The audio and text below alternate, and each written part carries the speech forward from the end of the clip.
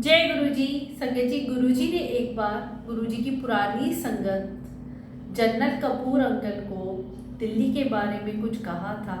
और गुरुजी महाराज ने कभी प्रवचन नहीं दिए संगत जी, पर भगवान महाशिव के मुख से जो भी बातें निकली आज वो सब सच होती नजर आती हैं। संगत जी, गुरुजी ने जनरल कपूर अंकल से कहा कि दिल्ली पापियों का शहर है और दिल्ली कई बार उजड़ेगी और उजड़ भी चुकी है। और तुम देखना, इस बार जब दिल्ली उजड़ेगी तो ये बड़ा मंदिर दिल्ली के बिल्कुल बीच शहर में आएगा।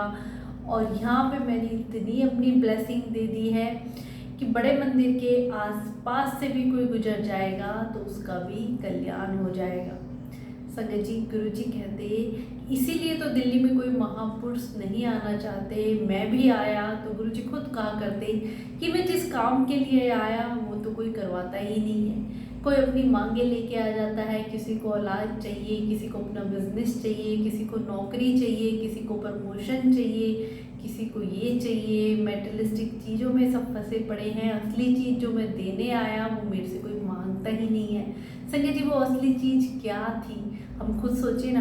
गुरु जी से कभी किसी ने गुरु जी का प्यार नहीं मांगा, भक्ति नहीं मांगी। भगवान तो हमें धरती पे वही देने तो आए संगत जी। बाकी ये मेटेरियलिस्टिक चीज़ें तो जब हम भगवान को सच्चे दिल से मानने लग जाते हैं, प्यार करने लग जाते हैं, तो ये चीज़ें तो हमें वैसे भी मिल ही जानी है संगत जी।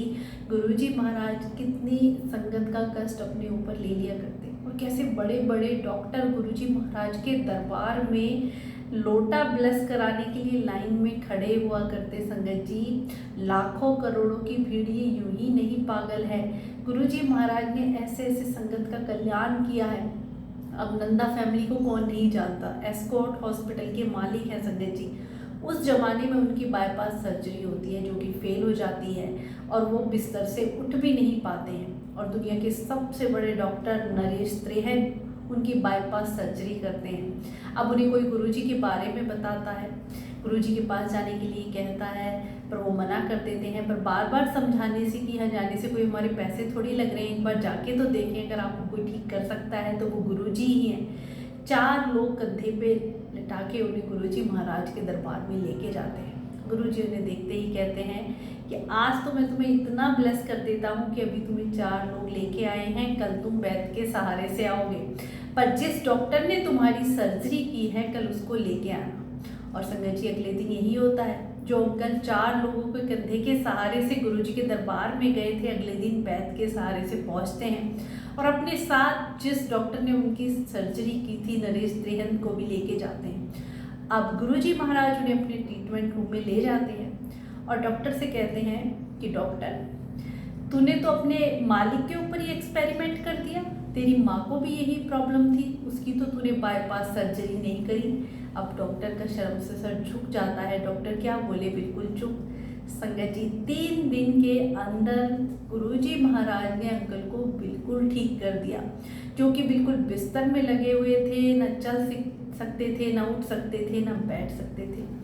तो आप सोचिए ना संगत जी, ऐसा चमत्कारी मेरे गुरुजी महाराज का दरबार, और वो अंकल किस भाव से, कौन से ऐसे पिछले जन्मों के कर्म जो गुरुजी ने उन्हें देखे। संगत जी कहते हैं ना, जब हम गुरुजी के दरबार में जाते हैं तो हमारा अगला पिछला सब जन्मों की फाइलें गुरुजी के दरबार में खुल जाती हैं। वो अपनी संगत के बारे में एक एक चीज़ जानते हैं। जब एक अंकल गुरुजी के दरबार में आए तो गुरुजी बोले, अंकल आज आंटी नहीं आई?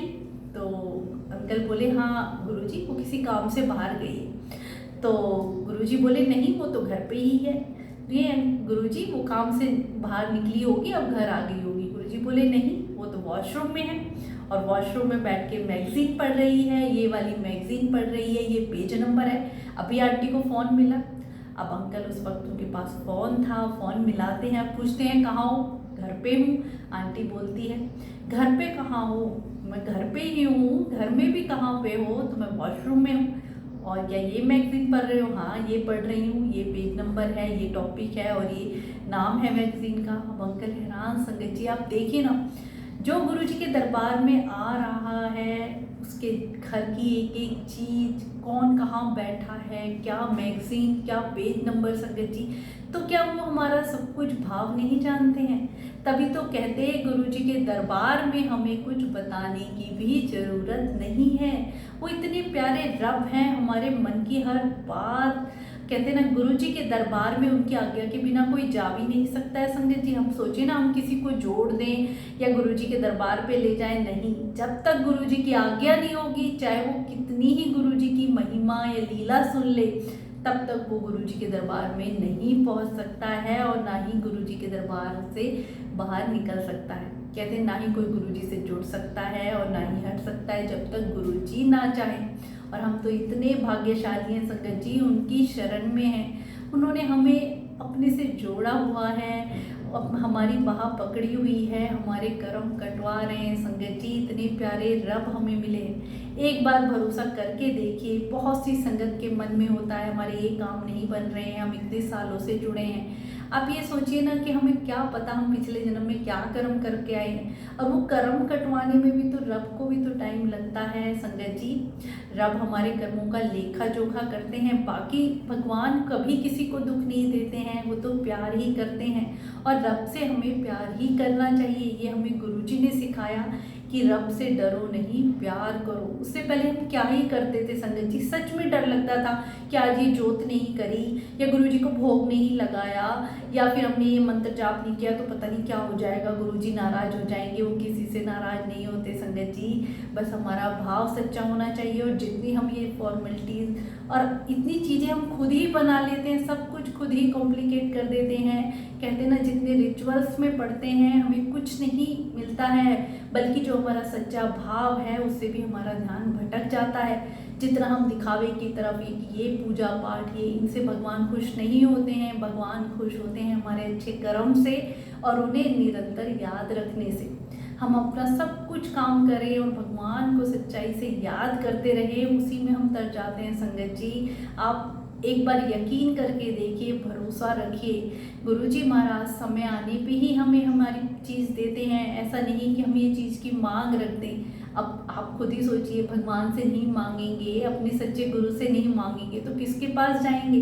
बिल्कुल मांगिए, आप जाइए गुरुजी के दर पे, गुरुजी के स्वरूप के सामने बैठ के अपने मन की हर बात कहिए, पर उसके साथ यही एक अरदास जोड़िए कि गुरुजी आप हमें देना तभी जब हमारे लिए अच्छा हो, जो आपको अच्छा लगे, आपकी रजा में हमें राजी रहना आ जाए, वो दुख भी हमें मीठा लगने लग जाए कि मेरे गुरुजी ने मुझे इतना कुछ दिया है और थोड़ा कष्ट भी दे दिया, तो क्या हम उसको हंस के सहन नहीं कर सकते? बिल्कुल संगत जी, हमारे जीवन में गुरुजी महाराज इतनी पॉजिटिविटी भर देते हैं ना, जो कहीं नहीं मिल सकती है। हर वक्त खुश रहने का मन करता है। इतने प्यारे रब संगत जी, बड़े बड़े डॉक्टर, कितने ऐसे फेमस हॉस्पिटल, एम्स के डॉक्टर या फिर बद्रा हॉस्पिटल, बहुत सारे संगत जी, आरआर हॉस्पिटल, कितनी आर्मी के डॉक्टर सब गुरुजी के दरबार में खड़े होते थे। डॉक्टर पता है गुरुजी का ब्रेसलेट पहन के गुरुजी का स्वरूप सामने रख के ऑपरेशन करते हैं, वो ऑपरेशन सक्सेसफुल होते हैं संगत जी। डॉक्टर भी भगवान को याद करते हैं, तभी किसी मरीज को वो जीवन दान दे सकते हैं। भगवान से बढ़ के तो कुछ नहीं है ना संगत जी, केवल सांसें एक भगवान ही दे सकते हैं, ना ही हम डॉक्टरों से कितने ही पैसे दे के या किसी दवाई से वो नहीं खरीद सकते हैं। तो जो ये कीमती सांसें हैं उनके हम सिमरन में लगाएं ना।